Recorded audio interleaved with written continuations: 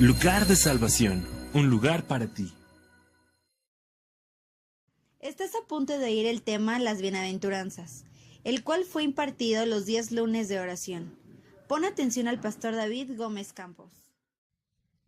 ¿Me puede ayudar bendiciendo al que tiene al lado?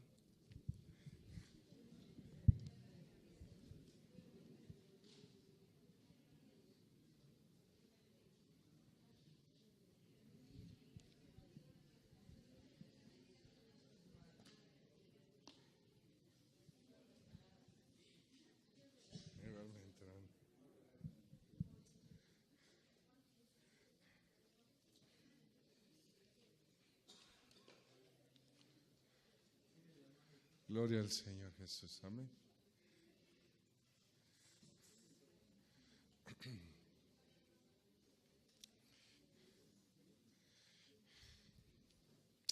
Amén.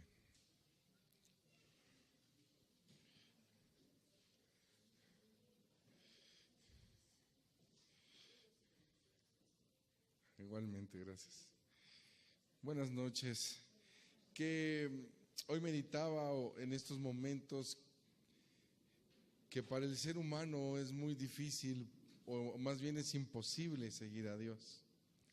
Las cosas que son del reino de Dios para la carne no son agradables, ¿verdad? Para nuestra naturaleza no le gustan. Y cuando el cristiano recibe la nueva vida en Cristo, entonces experimenta el milagro de empezar a tener afinidad a las cosas de Dios, como la oración, la lectura de la Biblia, el venir a los servicios, amén. Pero a pesar de que tengamos esa afinidad, porque Dios ha puesto su naturaleza, no ha terminado la lucha interna.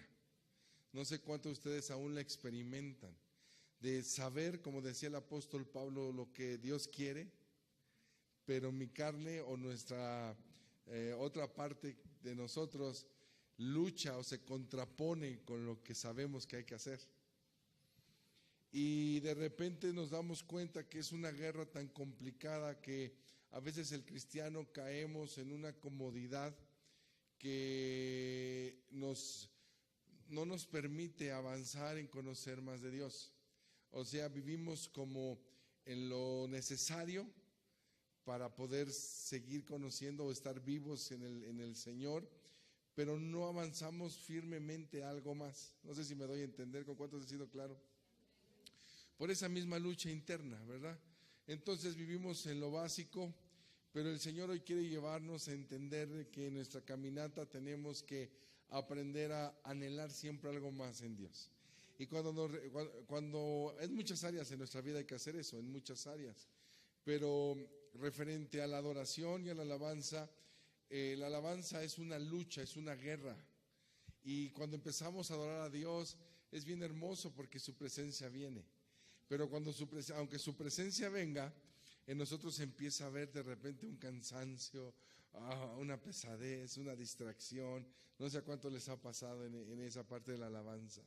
Y es donde nosotros tenemos que aprender a hacer a un lado las distracciones para entonces enfocarnos en adorar a nuestro Señor. Enfocarnos en verdad, o sea, olvidarnos de los frijoles que se quedaron cociendo, olvidarnos del problema tan grande que traemos, olvidarnos tal vez hasta del cansancio de nuestro cuerpo, porque ya a esta hora pues venimos de una jornada laboral, ¿no?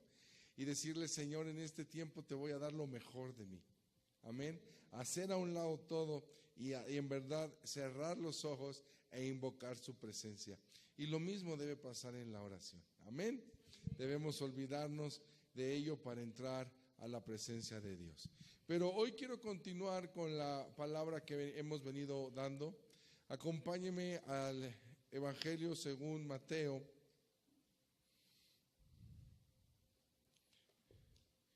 en su capítulo 5, y es el inicio de aquel hermoso sermón que se le ha titulado el Sermón del Monte. ¿Por qué? Porque nuestro Señor dice que subió al monte y sentándose empezó a enseñarle a sus discípulos. Amén. Por eso se le conoce como el Sermón del Monte. En la primera clase aprendíamos que tanto el capítulo 5, el capítulo 6 y el capítulo 7 es la totalidad de esta predicación. Este sermón o predicación es muy importante porque describe la forma de pensar del reino de Dios. Habla de cómo es que el reino de Dios se mueve, cómo es que nosotros entramos a caminar en ese reino y cómo nuestro Señor Jesucristo piensa. Entonces, eso es muy importante para el creyente porque nosotros tenemos que aprender a pensar como Cristo piensa. Y vemos que entonces los pensamientos de Jesús con nuestros pensamientos humanos son muy opuestos. En todo sentido son opuestos. Alguien por ahí en una ocasión dijo que si viéramos el Sermón del Monte con los ojos humanos, le llamaríamos el reino al revés. ¿Por qué? Porque cuando Jesús habla, por ejemplo, que es bienaventurado un pobre, la gente en lo natural diría, no, es bienaventurado un rico, ¿no? Cuando leemos que dice es bienaventurado el que llora, entonces la mente humana dice, no, es bienaventurado el que no llora. Entonces dicen que es el reino al revés. Y sí es cierto, es el reino al revés, porque nunca el ser humano va a poder tener la altura del pensamiento de Dios teniendo como fuente su mismo corazón. Amén. Y los pensamientos de Dios son muy, pero muy elevados. Y bueno, ya estudiamos la primera bienaventuranza, la segunda bienaventuranza también, y hoy vamos a ver la tercera bienaventuranza que se encuentra en el capítulo 5 de Mateo, versículo 5. Amén. Dice así nuestro Señor Jesucristo: bienaventurados los mansos, porque ellos recibirán la tierra por heredad.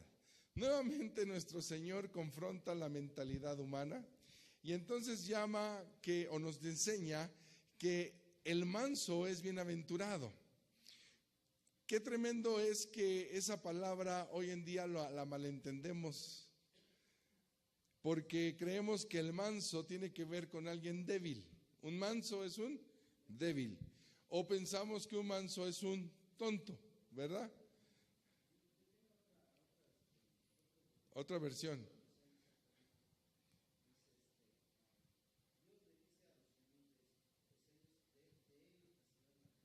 Por heredad. Amén.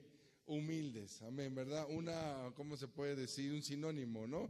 Mansedumbre, humildad.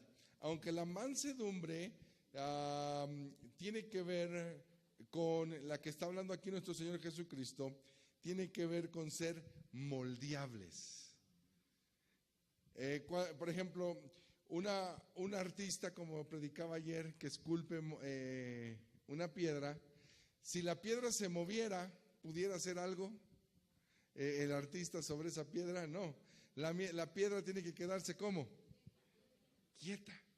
Y aquí el Señor Jesucristo precisamente está hablando de esa mansedumbre que necesitamos. Cuando nosotros los seres humanos llegamos a Él, entonces Él espera que nosotros tengamos la suficiente mansedumbre para dejarnos ¿qué? Moldear, ¿verdad? El que no tiene mansedumbre, entonces cuando el Señor empieza a trabajar sobre él, ¿qué es lo que hace? Se enoja, se mueve, se quita, ¿verdad? Pero el manso permite que el Señor de señores trabaje sobre su vida. Amén. Pero entonces aprendíamos que la mansedumbre la malentendemos. Creemos que es debilidad, creemos que es una persona tonta o que es una persona que se deja por todos, ¿no? Sí, me di a entender con esa frase, o sea, un dejado, ¿verdad? Pero no, Mateo capítulo 11 nos dice quién es el ejemplo máximo de mansedumbre y vamos a darnos cuenta que por lo tanto de quién es el ejemplo máximo de mansedumbre, quién es, no tiene que ver nada ni con debilidad, no tiene que ver nada ni con ser tonto y no tiene nada que ver con ser dejado. Mateo capítulo 11, versículo 29. Amén. Cuando tú lo tengas, me das un amén. El Señor Jesucristo dice: llevad mi yugo sobre vosotros y aprended ¿de qué? De mí, que soy manso y humilde. ¿Se dan cuenta? Aquí están los dos conceptos: manso y ¿qué? Y humilde de corazón, y hallaréis descanso para vuestras almas. El Señor Jesucristo es el mayor ejemplo de ¿qué? Mansedumbre. Y aquí nos explicó claramente qué tiene que ver con la mansedumbre. Dijo en el versículo 29, llevad mi yugo. ¿Saben lo que es un yugo? Es un palo que se ponía aquí en el cuello de los bueyes, ¿verdad? Ponían a un buey viejo y del otro lado ponían a un buey joven, porque el buey viejo le enseñaba ¿a quién? Al joven. Y entonces ahí estaba el yugo. Ese yugo los movía, y a donde él los movía, ellos tenían que seguir el paso. Amén. Y el Señor dice: mi yugo, llevad ¿qué? Mi yugo sobre vosotros. Una persona que no es mansa no va a llevar el yugo de Dios, ¿verdad? Porque si el Señor dice que seamos humildes, el que es manso, ¿qué dice? Amén. El que es manso dice amén. Pero el que no es manso no va a hacerlo, no va a dejar que el Rey de Reyes trabaje sobre él. No sé si estoy siendo claro acá. Mire, hay un error en el creyente. El creyente muchas veces viene a Cristo creyendo que al aceptar a Cristo en su corazón, ahora Jesucristo se va a convertir en su sirviente. Le voy a explicar por qué. El creyente que tiene esa idea viene a Jesús y dice: ahora, Señor, yo pido que me ayudes. Y no está mal pedirle que le ayude a usted. Lo que está mal es de que la ayuda que usted espera de Él es de acuerdo a su pensamiento y no de acuerdo al pensamiento de Dios. Y cuando Dios no actúa de acuerdo al pensamiento de ese creyente se enoja. Y dice: ¿y para qué voy a la iglesia si Dios no me responde? Ahora le pregunto, ¿ese es un manso? No, porque no está dejando que Dios actúe sobre él, sino quiere él actuar sobre Dios. ¿Sí? ¿Vamos bien? Entonces, mansedumbre no tiene que ver con debilidad, sino tiene que ver con fortaleza. ¿Por qué fortaleza? Porque realmente el manso se pone bajo la mano de Dios para que Dios trabaje sobre él aunque le duela. Eso es fortaleza, ¿sí o no? Aunque le duela, está ahí, bajo la mano de Dios. Aunque Dios quite aquellas cosas que le gustan. Entonces es fuerte, no es débil. El débil dice: no. Yo me acuerdo que hace algunos años que fui a visitar a mis suegros ahí en El Salvador. Cuando llegamos a la ciudad, pues lo primero que mis suegros nos invitaron es algo que se llama pupusas. Algunos de ustedes ya saben qué es como una gordita, ¿verdad? Y son sabrosísimas, pero esas las hacen en manteca. Y entonces llegué yo y mis suegros felices, era con mi esposa, mis hijos, y entonces fuimos a las pupusas y yo empecé con 1, 2, 3, 4, sí, no, miren, ni supe cómo me comí 8. Y yo iba feliz de regreso a la casa, pero ¿qué creen? A la medianoche tuve un problemón de estómago, pero yo no era infección, sino era una gastritis hasta el más alto nivel. Y entonces ya mi suegro preocupado, porque yo nada más no, me daban té de manzanilla, creo que más me irritó mi estómago, me dijo: ¿sabes qué? Vámonos al hospital. Cuando yo llego al hospital, no veíamos lo que estaba pasando del otro lado, solo oíamos. Y oíamos a una mujer o una niña, para lo que oíamos, que decía: no quiero inyecciones, ay mamá. Y gritaba y yo más presionado. Dije, ¿aquí qué me van a hacer, Señor? Yo con mi dolor de gastritis y ella alterándome más, esa niña. Pero dije, ni modo, prefiero que me quiten el dolor a que. Y cuando de repente así en griteríos y luchas, ¡fax!, le inyectaron a la niña. Y el grito, el dolor. ¿Usted ha visto alguna vez a un niño llorar así? Abrieron la cortina y va saliendo una niña como de 22 años. Mi esposa y yo nos quedamos. En verdad, nunca yo como de 22 años, pero actuaba como una niña. Ahora, ¿por qué le cuento esto? Porque ella, esa joven, la habían llevado para que sintiera ¿qué?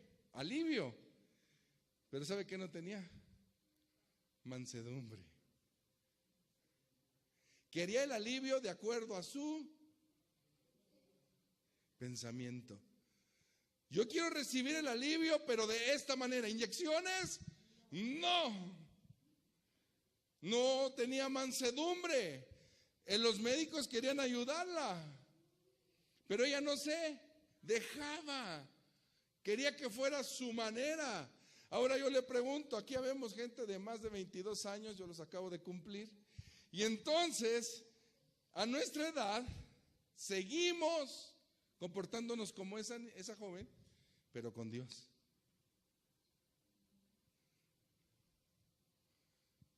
Queremos que nos ayude, pero a nuestro. Y el Señor dice, sí te voy a ayudar. Y viene y nos empezamos, no, yo no quiero eso, yo no quiero. Y sabe, la falta de mansedumbre, lo que está haciendo en nuestra vida es que no tengamos el alivio de Dios. Mire, quiero empezar a ver algunos beneficios de ser manso.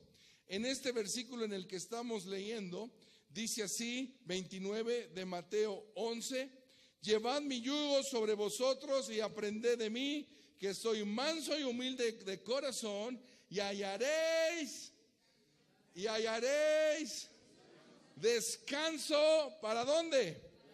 Para vuestras almas. ¿Cuántos de los que estamos aquí anhelamos que nuestra alma esté en paz? Que la ansiedad no nos inunde. ¿Cuántos? A ver, levante su mano. ¿Sabe qué? Aprenda a quedarse bajo la mano de Dios. Deje que Dios trabaje en su vida, sea manso. Que Él tome el control de usted y empiece a trabajar en usted. Y aunque no sea a su manera o al gusto de usted, deje que lo haga. Porque entonces hallará su alma descanso. Es una bendición hallar el descanso de Dios. Amén. Deje que Dios trabaje en usted. Deje que Dios trabaje en sus hijos. A veces como padres queremos en verdad que nuestros hijos no padezcan nada. A ver, ¿cuántos padres hay aquí que dicen, no, que mi hijo no padezca nada? Qué bueno que usted tenga ese deseo. Qué bueno. Pero cuídese de no estar interfiriendo de los tratos de Dios para sus hijos. Porque Dios es más sabio que usted. Y no sea, ¿cuál será lo contrario de manso? ¿Orgulloso? Rebelde, no menso, ¿no? Yo creo que arrogante, ¿no? El manso permite que Dios trabaje en él, pero el orgulloso, ¿qué dice? No. En verdad dejemos que Dios trabaje en nuestras vidas, que Dios trabaje en nuestro ser, que Dios trabaje en todo lo que poseemos. Cuando empezó la iglesia, yo recuerdo bien a una hermana una vez levantar la mano, éramos muy poquitos, y levantó su mano y me dijo, pastor, ¿puede orar por mi esposo? Claro que puede orar por su esposo. Y entonces yo empecé, Señor, trata con ese varón. Te pido que metas tu mano y que lo metas a tu camino. Estórbalo en sus malos caminos. Trata con su vida. Y entonces la mujer me dijo, pastor. ¿Y qué? Dijo, no, ore que el Señor lo trate con amor. Bueno, Señor, la hermana dice que por favor lo trates con amor. No hay mansedumbre. Queremos nosotros mover a Dios. Bienaventurados los mansos, porque ellos heredarán la tierra. Y los mansos, entonces, una de sus ventajas o uno de sus beneficios es que en sus almas hallarán ¿qué? Descanso. Cuando Dios trabaje en tu vida, ten la seguridad que no importa qué tan difícil estés viviendo ese momento, porque el final de ese momento será el descanso para tu alma. Dios hará lo mejor para ti. Amén. Ese es uno de los beneficios. Jesucristo, como ya vimos, es que la mayor expresión de mansedumbre. ¿Y sabes qué logró nuestro Señor Jesucristo? La promesa que Él nos da. Él conquistó la tierra. Napoleón en una ocasión le dijo a sus más cercanos que él había ganado muchas batallas y había ganado muchos territorios a través de la guerra, pero que Jesucristo había ganado todo el mundo a través del amor. Y esa es una gran verdad.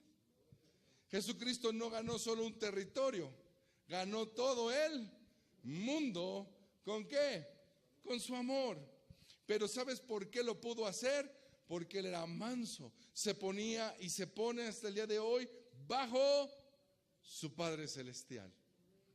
Amén. Él dice, aprended de mí. Él llevaba el yugo. ¿El yugo de quién? De su Padre. ¿Quieres tú ser un victorioso como Él? Aprende a estar bajo el yugo del Señor, que Él tome la decisión sobre ti. Amén. Salmo 51 nos va a decir otro de los grandes beneficios de aquellos que quieren caminar en mansedumbre. Salmo 51. Y vamos a estar viendo esto.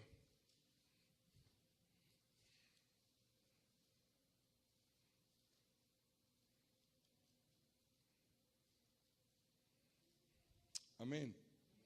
Dice así, mira cómo oraba el salmista: lávame más y más, ¿de qué? De mi maldad, y límpiame de mi pecado. Me gusta el término que usó aquí el salmista con respecto a la obra de Dios en nosotros. ¿Cómo es que Él quita el pecado? ¿Cómo que hace? Nos lava, nos lava. ¿Alguna vez usted ha lavado alguna ropa? A ver aquí, ¿quién? ¿Sí? ¿Qué hace? A ver, ¿cuántos llega? Dice el hermano Rufino que él la usa y la tira y va a comprar otra. No lava. Pero cuando usted llega al lavadero, mire mi hermano, yo he visto a muchas personas que parece que odian su ropa. El que la hacen. ¿No es cierto? ¿Nunca los han visto? Digo, ¿qué? ¿Está lavando o lo odia? Que la restriegan y la restriegan y la restriegan. Y luego si son camisas van a los puños y luego el cuello, ¿no es cierto? Las axilas, con mayor razón. Lávame. El salmista estaba diciendo, ¿cómo? Lávame. Era manso. El Señor le estaba diciendo, tómame y empieza a quitar lo que no te gusta.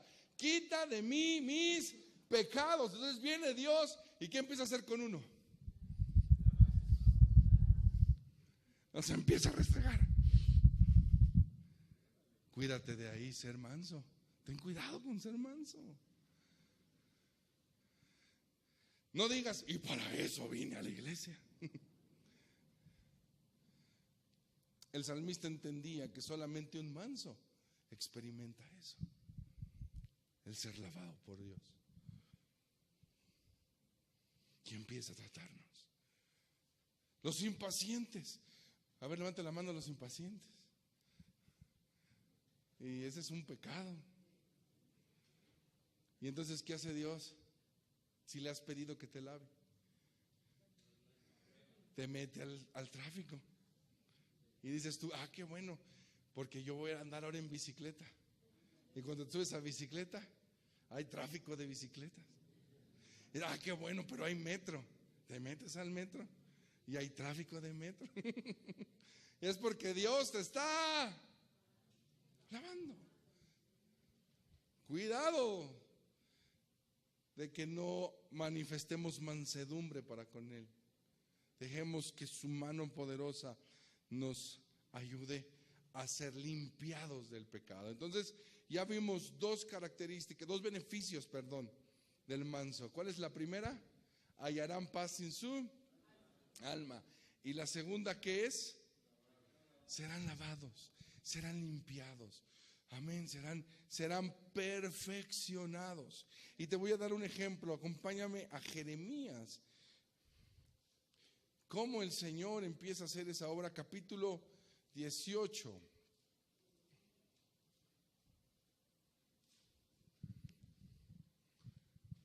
Bienaventurados los mansos, porque ellos recibirán la tierra por heredad.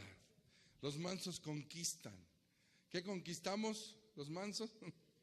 Paz. ¿Qué conquistamos? Que el Señor nos limpie nuestros pecados, ¿verdad? Que Él nos transforme a su imagen y a su semejanza. Y mira qué bonito ejemplo pone el Señor. Llama al profeta Jeremías y lo lleva a un lugar maravilloso para darnos una lección a cada creyente. ¿Lo tienes? Jeremías capítulo 18, versículo 1, dice: palabra de Jehová que vino a Jeremías diciendo: levántate y vete a casa del alfarero, y allí te haré oír mis palabras. Y descendí a casa del alfarero, y aquí que él trabajaba sobre la rueda. ¿Sí han visto esas ruedas? Así se parecen máquinas de coser, ¿no? Y lo que está haciendo la mesa arriba es dar vueltas, ¿no? Ok, y dice, versículo 4, no es cierto, 3. Y descendí a casa del alfarero, aquí que él trabajaba sobre la rueda. 4. Y la vasija de barro que él hacía se echó a perder en su mano, y volvió y la hizo otra vasija según le pareció mejor hacerla. Entonces vino a mí palabra de Jehová diciendo: no podré yo hacer de vosotros como este alfarero, oh casa de Israel, dice Jehová. He aquí como el barro en la mano del alfarero, así sois vosotros en mi mano, oh casa de Israel. En un instante hablaré contra pueblos y contra reinos para arrancar y derribar y destruir. Pero si esos pueblos se convirtieren de su maldad contra la cual hablé, yo me arrepentiré del mal que había pensado hacerles. ¿Cuál es el ejemplo que el Señor puso? Dice que el alfarero trabajando sobre una vasija.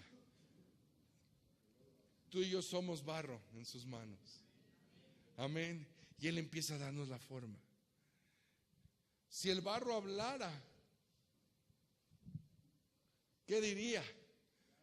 ¡Ay! ¡Ay! ¿No es cierto?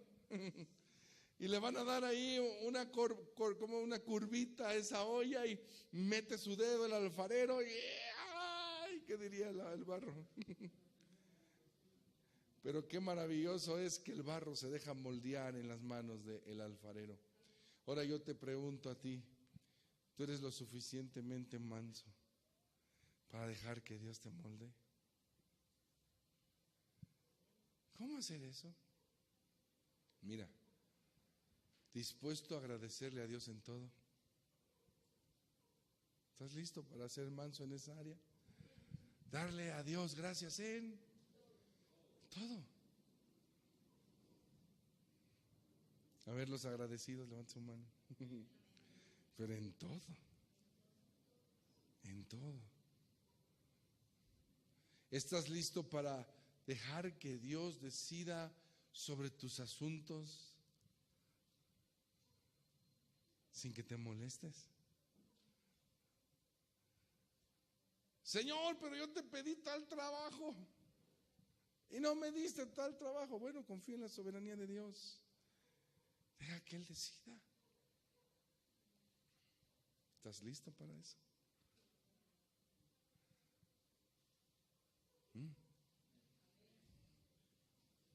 ¿Estás listo? Mira qué tremendo lo que vamos a ir a continuación. ¿Estás listo para dejar a Dios tu venganza en sus manos?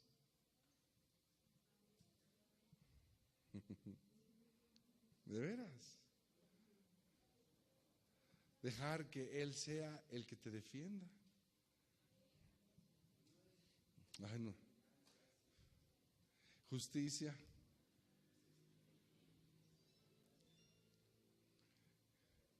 Perdón, claro, pero a lo que nos estamos refiriendo es lo que dice la palabra. Dijo el Señor, la venganza es mía, ¿no? Dijo el Señor. Dejádmela, ¿qué? A mí. ¿Estaremos listos para eso? Porque miren, cuando nos han ofendido tenemos un pagaré de esa persona. Esa persona nos ha ofendido. Nosotros tenemos que reclamarle y con justa razón, sí o no. Pero hoy decirle, Señor, ¿sabes qué? Lo dejo en tus manos. ¿Eso es ser qué? Manso. ¿Sabes también qué es ser manso? Es cuando nosotros permitimos que la palabra de Dios nos rija, aunque sea tan contrario a nuestro pensamiento. ¿Cuántos están listos para decir que la palabra de Dios sea mi luz, mi dirección? Si la palabra de Dios dice que así es, así lo haré. No voy a meter mi mejor pensamiento. Voy a dejar o voy a obedecer la palabra tal cual es. Ahora quiero concluir con esto. Escúcheme bien. Cuando nos dejamos moldear por Dios, la promesa de Él es que dice que heredaremos la tierra, no solamente tierra natural, no solamente nos estamos preparando para ser personas que traigamos avivamiento a nuestra nación y conquistemos para Cristo muchas almas, sino también tiene que ver con conquistar nuestro corazón, lo que acabo de explicar, porque nuestra misma vida va a empezar a ser limpiada de las cosas que a Dios no le agradan, y entonces tendremos conquistas sobre nuestra alma. Amén. Pero el más grande y poderoso beneficio, y con esto quiero terminar para que oremos, ¿sabes cuál es? Una persona que se deja moldear por Dios recibirá el conocimiento de Dios, porque estará en las manos de Él.